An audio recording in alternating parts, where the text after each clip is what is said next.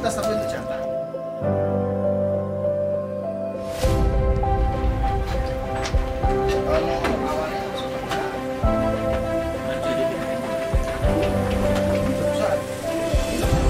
Assalamualaikum warahmatullahi wabarakatuh. Halo insan muda, balik lagi di Bertamasya, bercerita program pemberdayaan masyarakat. Insan muda, seperti yang kita ketahui nih, kita akan memasuki bulan kurban, yaitu Idul Adha. Bulan kurban atau Idul Adha itu pasti identik dengan hewan yang akan dikurbankan. Nah, sobat muda, kali ini kita akan berbincang seputar hewan yang akan dikurbankan nih. Nah, kali ini aku lagi berada di Dede Farm, salah satu Dede Farm yang ada di daerah istimewa Yogyakarta. Dan aku nggak sendiri nih insan muda, aku ditemanin sama Mas Yayat. Kita sapa dulu ya. Halo, assalamualaikum Mas Yayat. Waalaikumsalam warahmatullahi wabarakatuh. Oke, Mas Yayat di sini sebagai manajer kandang ya, Mas? Ya, ditugaskan menjadi manajer Dede Farm. Manajer Karena kan Dede kandangnya Farm. banyak, Oke. jadi manajer kandangnya di sendiri-sendiri, tapi Dede Farmnya yang megang saya. Oke, Mas Yayat boleh cerita dulu nggak sih sebenarnya Dede Farm itu apa? Jadi Dede Farm adalah program pemberdayaan berbasis social enterprise ya, jadi bisnis sosial yang dilaksanakan melalui domba duafa, kemudian dikelola dalam bentuk peternakan domba. Kemudian dalam prosesnya itu memberdayakan masyarakat baik sebagai pengelolanya, ABK kami sebutnya, anak buah kandang, juga sebagai plasmanya. Jadi ketika kita membutuhkan domba-domba yang tidak bisa disuplai dari kandang sini, kandang sendiri, kita bisa ngambil dari peternak-peternak plasma. Oke, udah berapa lama sih Mas Dede Farm ini hadir? Kalau Dede Farm sendiri cikal bakalnya berawal dari dulu namanya Sentra Ternak pada tahun 2019. Nah, kemudian ketika terlihat program itu bagus, di scale up, muncullah Dede Farm. Jadi tahun 2021. Awalnya 300 ekor, di scale up jadi 1000 ekor. Kemudian tahun 2022 nambah lagi 500 ekor. Jadi totalnya sekitar 1.800 ekor. 1.800 Di ekor. Di DIY saja. Oh, itu di Ya, DIY saja. Belum di kota-kota lain Belum ya, di kota-kota Mas? lain, Mas, ada Masya beberapa Allah. titik, ada 10 titik begitu. Jadi Oke, jadi udah banyak banget gitu ya. Berarti awalnya Yes. itu dari 2019 yang 2019. mana namanya itu masih Sentra Ternak. Ternak. Ya. Oke Mas, boleh cerita nggak sih ke kita di sini gimana sih awalnya Mas bisa gabung sama Dede Farm ini gitu? J. Kalau untuk Dede Farm Jogja sendiri, sebenarnya Domba Duafa Jogja itu sudah mempunyai program kambing, bentuknya dulu plasma ya. Itu sejak tahun 2013, Pak. Jadi tapi itu cabang sendiri ya, cabang Dede Farm Jogja, Dede Jogja begitu. Nah, dari tahun 2013 itu saya diminta untuk mengelola. Tapi konsepnya dulu memang bukan farm peternakan, tetapi kita mentasyarufkan domba ke masyarakat. Jadi ada total sekitar 2000 ekor yang kita salurkan ke masyarakat.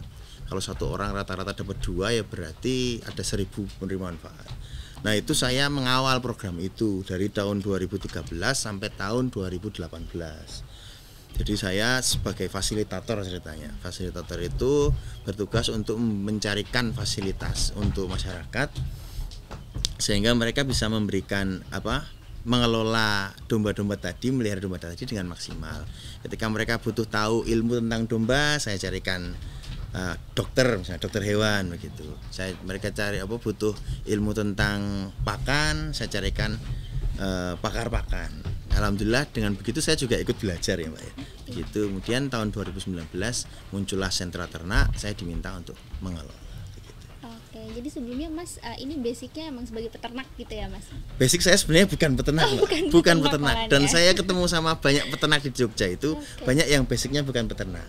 Tetapi karena minat, ada yang karena memang pekerjaan di situ. Sebetulnya saya memang karena dari awalnya itu mendampingi peternak, sehingga saya jadi dari tahun 2013 sampai 2019 itu berapa tuh? 6 tahun ya.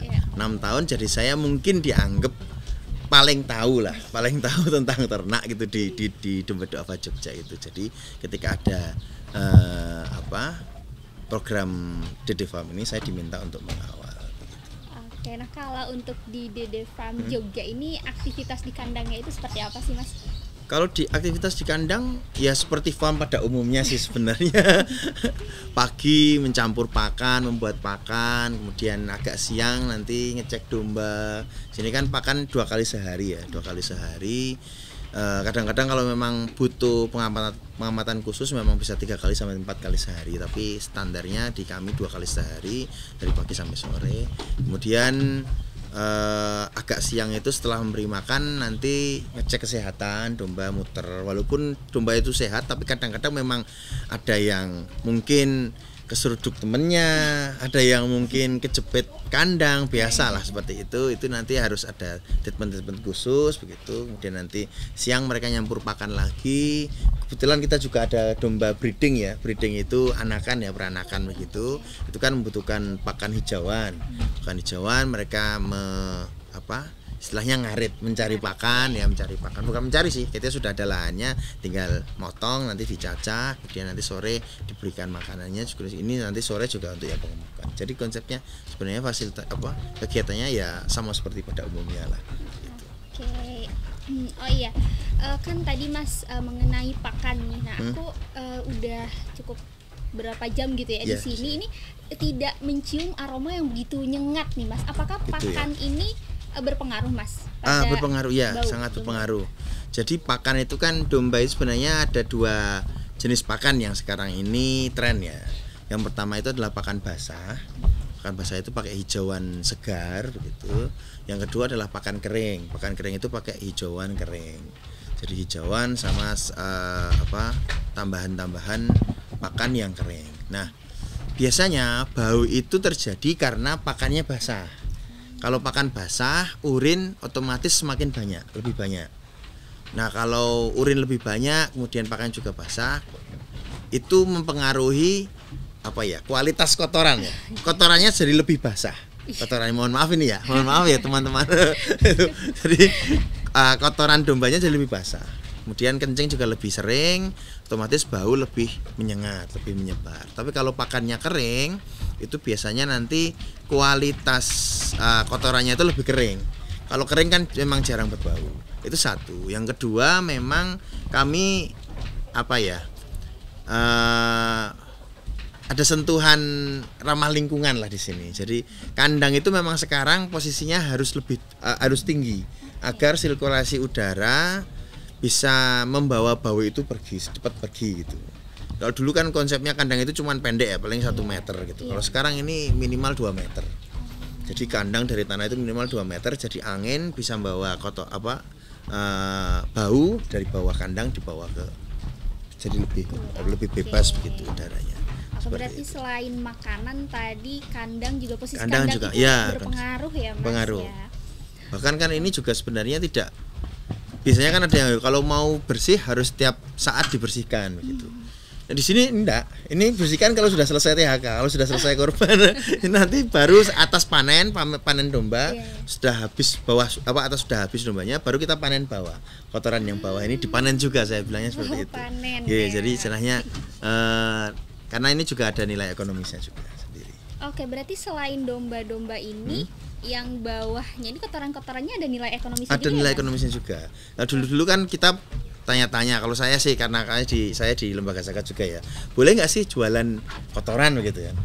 Ternyata hukumnya itu kan yang tidak diperbolehkan itu adalah berjualan benda yang najis. Kemudian saya tanya-tanya sama ustadz begitu, ternyata kotoran domba, hewan yang dagingnya bisa dimakan, itu kotorannya tidak najis.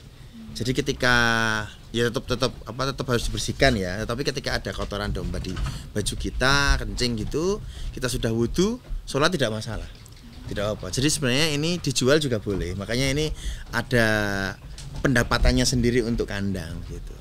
Untuk kandang juga untuk APK juga sih. Oke, nah tadi kalau misalnya ini domba-domba di sini dikasih makannya 2 kali sehari. Nah kalau untuk perawatannya sendiri Mas, itu ada jadwal khususnya nggak sih? Kalau perawatan masuknya sebenarnya tidak ada jadwal khusus, cuman ketika masuk itu kita kasih obat-obatan yang memang menunjang stamina beliau, stamina domba-domba ini. Ya saya bilang beliau karena biar menghormati ya. Karena ini sarana ibadah, jadi mereka sudah ikhlas disembelih kan, ya harusnya kita juga menghormati mereka. Dan itu sebenarnya istilahnya kalau di peternakan itu namanya animal welfare ya. Jadi ya kesejahteraan hewan itu harus dijaga. Kalau treatment khusus tidak ada sebenarnya. Jadi intinya adalah pakan tidak boleh telat. Kemudian sesuai dengan takaran bobotnya. Jadi ada takarannya sendiri. Kemudian minum juga tidak boleh telat. Kandang kalau bisa tidak boleh kotor banget gitu ya, kotor banget begitu. Jika ada yang agak kotor sedikit harus segera dibersihkan. Kemudian ketika masuk harus segera diobati dengan obat-obat ketika masuk. Jadi memang ada obat-obat khusus yang diberikan pada domba-domba tadi ketika mereka masuk ke kandang. Begitu. Oke, nah tadi kan kita sempat menyinggung Mas terkait plasma berbasis masyarakat. Yes. Nah itu skemanya bagaimana sih? Kalau plasma berbasis masyarakat itu konsepnya adalah kita titip domba ke masyarakat. Jadi kita pilih orang-orang yang memang bersedia untuk menjadi peternak plasma kita. Kemudian kita tawarkan, Anda siap berapa ekor? Kemudian nanti kita kasihkan ke mereka. Biasanya bentuknya domba bunting. Makanya di belakang ini, itu di bawah itu kandang itu adalah kandang buat kawin. Jadi kandang kawin memang disiapkan, mereka ditaruh di situ, betina dan jantannya ditaruh di situ selama 2 bulan. Nanti setelah itu kalau sudah 2 bulan insya Allah sudah bisa dipastikan semuanya sudah bunting ya, kalau kita nyebut hewan bunting ya, bunting begitu. Nah nanti setelah itu peternak tinggal ngambil, dipelihara, kemudian nanti dipelihara sampai melahirkan, sampai disapih, kemudian nanti anaknya kita beli. Jadi walaupun induknya dari kita, otomatis anaknya dari kita, tapi tetap itu bagiannya juga hak mereka. Anaknya kita beli dengan porsi yang memang sudah kita pastikan tidak mendolimi kedua belah pihak. Gitu. Jadi biasanya nanti harganya disesuaikan dengan harga pasar. Gitu. Oke, jadi sistem plasma itu jadi kita ngasih ke masyarakat domba yang mau mereka kelola gitu ya, Mas. Betul. Jadi kita kasih mereka domba yang sudah bunting, tinggal mereka kelola. Dia sudah lahir, dipelihara lagi terus sampai bisa dilepas sama induknya. Nanti anaknya kita tarik, kita bayar juga anaknya, kita bayar sesuai dengan perjanjian. Nanti induknya juga kita tarik lagi, kita kawinkan lagi di sini, nanti diambil lagi sama mereka yang sudah bunting. Oke, berarti Mas masyarakatnya itu dapat imbal hasilnya dari penjualan anak dombanya itu? Yes, betul. Jadi kan masyarakatnya dapat pendapatan mereka itu dari menjual anak dombanya ke kita, gitu. Saja nanti anak dombanya juga dijual ke kita setelah sudah disapih, sudah dilepaskan dari induknya. Kemudian juga kita beli dengan harga yang pantas ya, maksudnya yang sesuai dengan harga pasar. Tidak kemudian hanya gara-gara ini adalah induk kita gitu ya, tidak dari domba duafa, kemudian itu kita beli dengan harga yang rendah, itu tidak, tapi harga sesuai dengan harga pasar, sesuai dengan harga bentuk dombanya bagus atau tidak dan sebagainya. Biasanya sih bobot sih ya, kiloan. Oke. Nah untuk di Yogyakarta ini sendiri Mas ada berapa kandang nih Mas? Kalau kandangnya Dede Farm itu sebenarnya ada 4 kandang. 4 kandang, tetapi ada di 2 lokasi. Okay. 2 lokasi. Yang pertama itu ada di Sentolo Kulon Progo. Di sana ada kapasitasnya 1.200 ekor populasinya ya. Kalau yang di sini di Pundong Bantul itu sekarang populasinya ada 700 ekor. 700 ekor. Oke, berarti kandang ini kapasitasnya 700 ekor. 700 ekor. 700 ekor untuk 2 kandang ya. Jadi ini ada di sini ada 3 blok. Yang 2 blok ini adalah blok untuk penggemukan. Itu isinya 500 ekor populasinya. Kemudian yang di blok ketiga itu adalah blok untuk breeding, untuk peranakan begitu, kembang biak. Itu populasinya 200 ekor. Jadi totalnya ada 700 ekor. 300 ekor. Yes. Oke, jadi dalam satu lokasi itu ada 2 kandang. Dua kandang, dua kandang ya, menyebutnya dua blok besar kandang. 2 blok. Tuh. Oke, nah untuk pengelola kandang atau tadi sebutannya ABK, anak buah kandang. Anak buah kandang. Itu di sini ada berapa orang tuh, Mas? Di sini ada 5 orang, tapi sedang rekrutmen ke-6, Mbak. Jadi memang yang satu kayaknya memang butuh 1 orang lagi khusus untuk menangani yang blok breeding. Itu memang kami rekrutmen 1 orang lagi rencananya. Tapi ini sementara di sini ada 5 orang. Oke, nah kan tadi Mas udah sempat singgung-singgung soal THK Yes. gitu ya. Untuk penyebaran THK sendiri khususnya di daerah Jogja. istimewa Yogyakarta itu kemana aja sih Mas biasanya? Kalau Jogja biasanya memang sudah ke seluruh pelosok Jogja. Jadi Jogja itu enaknya itu Jogja itu kecil, Mbak. Daerah istimewa Yogyakarta itu provinsi paling kecil mungkin ya. Kami kita sebut provinsi paling kecil. Jadi nyebarnya bisa ke seluruh penjuru. Jadi kami bisa nyebar ke Gunung Kidul, ke Bantul, ke Sleman, ke Kulon Progo, ke Jogja itu sendiri. Jadi semua titik itu bisa kita sebarkan, bahkan bisa sampai ke provinsi sebelahnya. Pernah sampai ke Klaten, pernah sampai ke Magelang, Jawa Tengah, sampai ke Ngeluar ya Jawa Tengah juga. Jadi memang bisa kita sebarkan ke banyak titik. Otomatis kita juga kerjasama dengan mitra-mitra kita, baik itu mitra binaan atau mitra-mitra pengelola zakat yang lain, untuk membantu agar memberikan tempat-tempat yang memang bisa pas begitu kan. Kalau kita hanya misalnya ya kita sendiri, kita pengen lempar kemana gitu, ternyata tempat sana sudah banyak hewan kurban kan, tidak pas juga ya. Nah, otomatis kita bersama dengan mitra-mitra pemberdayaan, mitra-mitra pengelolaan zakat untuk mendapatkan tempat-tempat di mana wilayah-wilayah itu memang membutuhkan hewan kurban. Oke, jadi benar-benar diusahakan untuk merata ya Mas, Yes, nggak ada penumpukan di satu tempat, itu banyak hewan kurbannya. Jadi memang nanti disebar ke banyak titik, ratusan titik itu, Mbak. Biasanya satu titik, satu dusun itu kita kasih 10 atau 20 ekor begitu. Kalau ada sapi ya kita kasih sapi 1. Tapi nanti sebar ke ratusan titik. Oke, berarti untuk di sini hanya kambing aja Mas? Maksudnya? Nggak ada sapi? Oh enggak ada. Ini domba, Mbak, namanya. Oh iya, domba. Ya, domba. Ya, bukan kambing. Ini domba. Oke. Domba aja. Ini domba berarti aja, untuk di semuanya sini domba. khusus Ya, kalau di sini 500 ekor khusus domba. Totalnya kalau kami siapkan 1.800 ekor. 1.800 ekor untuk kebutuhan korban. Untuk kebutuhan kurban. Nah, untuk berat badan domba itu sendiri nih, pernah nggak sih Mas paling berat itu berapa gitu? Paling berat kalau induk pejantan ada yang 70 kilo. 70 kilo? Ya, itu udah nggak bisa ditimbang pakai timbangan gantung. Karena itu pasti kawatnya aku nggak kuat, pernah itu seperti itu, mau ditimbang itu patah, itu mesti kawat besi pada meleot gitu, makanya itu 70 kilo. Tapi untuk domba-domba yang memang disiapkan untuk itu kan pejantan ya, pejantan ya. Tapi untuk domba-domba yang disiapkan untuk korban yang paling besar paling sekitar 35 sampai 40 kilo. Berarti yang 70 kilo tadi itu untuk pejantan. Untuk pejantan. Ya, memang domba-domba khusus yang kita siapkan untuk pejantan-pejantan yang untuk breeding tadi ya. Nanti kan biasanya dombanya semakin besar nanti anaknya juga semakin bagus. Gitu. Tapi kalau untuk THK, untuk korban kita siapkan yang paling besar sekitar rata-rata 40 kilo itu ada. 40 kilo. Ya. Oke, itu juga udah lumayan gede. Itu gitu sudah ya, besar ya. Ukuran domba. Ya, gitu ya, walaupun memang ternyata sebenarnya hewan itu kalau memang pakannya bagus, kemudian pemeliharaannya baik dan waktunya juga lama, untuk mengejar bobot segitu bisa, Pak. Itu paling dombanya belum ada 2 tahun umurnya, belum ada 2 tahun. Jadi sudah sampai bobot, kemarin sempat nimbang ada yang 45, 48 gitu.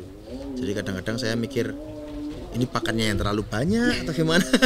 Itu karena jadi, tapi ya alhamdulillah kan memang niatnya kan kita memberikan kualitas ya. Jadi semakin bagus kualitasnya juga semakin baik. Masalah harga sebenarnya rata-rata juga karena kan pakannya juga sama semuanya. Jadi pengeluaran juga sama. Jadi kalau bobotnya semakin besar itu ya biasanya justru untung di donaturnya. Jadi kita bisa memberikan yang paling maksimal gitu untuk donaturnya. Oke Mas, untuk persiapan tebar hewan kurban 2023 ini udah sejauh mana sih Mas? Kalau persiapannya untuk mensuplai domba-domba untuk kurban, tebar hewan kurban domba du'afa, insya Allah sudah 90% ya. Jadi sebentar lagi kan kita melaksanakan QC, quality control. Jadi kita menimbang domba-domba yang semua domba yang ada di DD Farm Jogja ini khususnya, dan DD Farm yang lainnya juga, cabang-cabang yang lainnya, untuk memastikan bahwa bobotnya masuk. Jadi kan kemarin ada spek-speknya ya dari domba du'afa, itu kami sudah siapkan. Kemudian untuk domba juga sudah kita pilihkan yang terbaik. Insya Allah yang sakit, biasanya sakit itu domba itu kan di awal ya. Domba di awal itu masuk biasanya pasti sakit karena ada dari pasar atau dari kandang yang lain, pindah kandang itu pasti sakit. Kita obati. Insya Allah sekarang yang dulu sakit sekarang sudah sehat. Kemudian yang dulu kurus sekarang sudah gemuk-gemuk gitu. Kemudian juga untuk lokasi, kemarin saya tanya sama teman-teman domba du'afa juga sudah mulai menyiapkan lokasi-lokasi titik-titiknya untuk penyebarannya. Kemudian mitra-mitra juga sudah disiagakan gitu ya, sudah siap untuk menerima gitu. Jadi tinggal besok di QC, di quality control, kemudian dicek domba-domba mana yang memang sudah siap. Insya Allah semua sudah siap. Walaupun saya tidak bisa memungkiri 1-2 ekor, 10-20 ekor dari 1.800 ekor ini pasti ada yang tidak masuk QC, tidak masuk quality control. Ya tidak apa-apa. Memang syaratnya dari domba du'afa harus ada bobotnya, harus usianya juga sudah pas, kemudian jantan. Jadi ya nggak masalah. Nanti kemudian yang belum masuk bobot, usianya belum cukup, otomatis tidak dijual dulu untuk THK ini, untuk korban ini tahun ini begitu. Jadi lebih aman. Kalau usia sebenarnya sudah aman, cuman mungkin bobot yang ada yang belum masuk begitu. Nah, untuk jumlah hewan kurban yang akan disalurkan pada THK tahun ini berapa sih Mas yang disiapin? Kalau dari domba du'afa sendiri, kami kemarin perjanjiannya atau apa ya? Penawarannya dari domba du'afa itu 1.720 di Jogja aja? Di Jogja saja. Di Jogja saja. Tapi kami siapkan 1.800 plus ada di kandang mitra yang lain 200 ekor. Jadi ada 2.000 ekor yang siap ditimbang. Nah nanti realnya berapa setelah selesai QC. Harapannya bisa mencukupi 1.720 tadi untuk disalurkan melalui domba du'afa gitu, sehingga bisa memberikan yang maksimal buat domba du'afa. Oke, jadi untuk di sini udah terjamin kualitasnya karena Ya, tadi itu insya tadi ya Allah. Mas, Iya. ada perawatannya, Iya, kemudian juga untuk pemberi makanan juga Ya. itu rutin gitu Rutin, ya insya Mas. Allah, Terus iya. kebersihan kandangnya juga di sini Iya. bisa dipastikan itu udah bersih, dan tadi juga sempat yang aku bilang kalau di sini tuh nggak bau karena dampak dari pemberian pakannya ya, itu betul. tadi ya Mas. Oke Mas Yaya, terima kasih untuk bincang-bincangnya kita pada kesempatan kali ini. Oke, insan muda, terima kasih untuk kalian yang udah menyaksikan episode pada kali ini. Jangan lupa untuk subscribe YouTube channelnya Dompet Du'afa TV, dan jangan lupa juga untuk follow Instagramnya Dompet Du'afa di Dompet Du'afa ORG dan DDTV Official. Terima kasih, sampai bertemu di episode selanjutnya. Assalamualaikum warahmatullahi wabarakatuh.